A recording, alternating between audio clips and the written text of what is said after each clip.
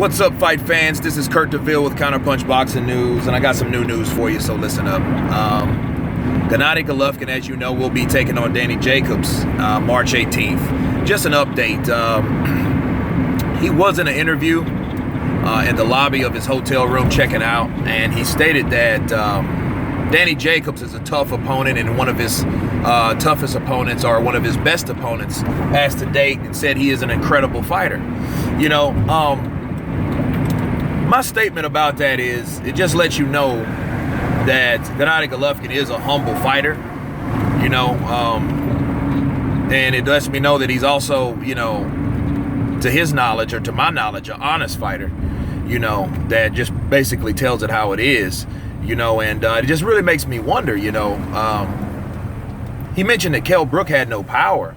So does that mean Kell Brook really had no power, or was Gennady Golovkin's chin that good, you know, to take those uppercuts like he did, and those straight rights, you know? And I mean, he had some scars in his face too, you know. I mean, he's a fair complected fellow, so yeah, you know, you can see his wounds, his battle wounds, pretty easily. However, you know, he said that those punches, he didn't feel the power of Kell Brook. So, you know, I'm just really interested in seeing what Danny Jacobs will bring to the table as far as power, and how will Golovkin take his punch, because he will get punched, because Danny Jacobs has the advantage of speed, you know, so he has that edge. Power, well, you know, that goes to Golovkin, you know, and can Danny Jacobs takes Golovkin's punch? I think that's going to be, you know, the two defining factors in this fight. Who can get to who first?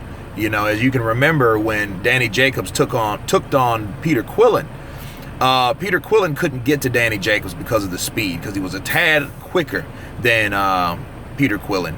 And he caught Peter Quillin, and that's all she wrote, you know, and he didn't let off, and with good reason. I mean, that was a good attack, you know. If he would have let off and let Peter Quillin regroup, that fight would have been a totally different way. However, he jumped on him early and got him out of there, convinced the referee to stop the fight.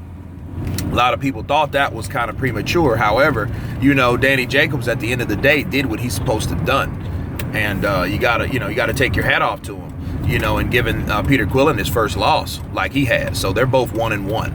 Gennady Golovkin, 36 knockouts, no losses, no draws, with 33 by KO.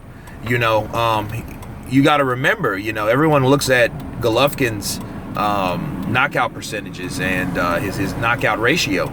But Danny Jacobs also has, you know, a higher knockout ratio than Golovkin. He just has that one loss, because he's 32-1-29.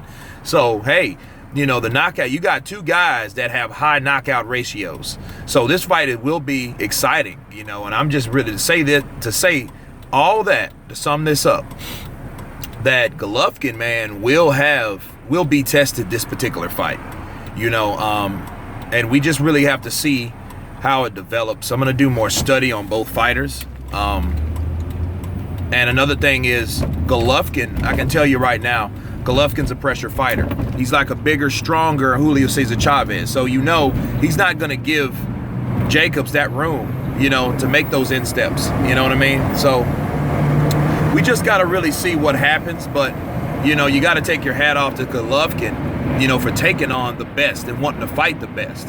You know what I mean? So regardless if he wins or loses now, you can't say that he's not wanting the best fights, because this fight, he kept pushing, and he finally got it. So congrats to both fighters for taking the challenge. You know, congrats to Danny Jacobs for taking the challenge, because he could have just fought Sergio Mora for the third time. So this is me wrapping it up. You know, that's my quick segment on Golovkin and Jacobs, but you've been counterpunched. Peace.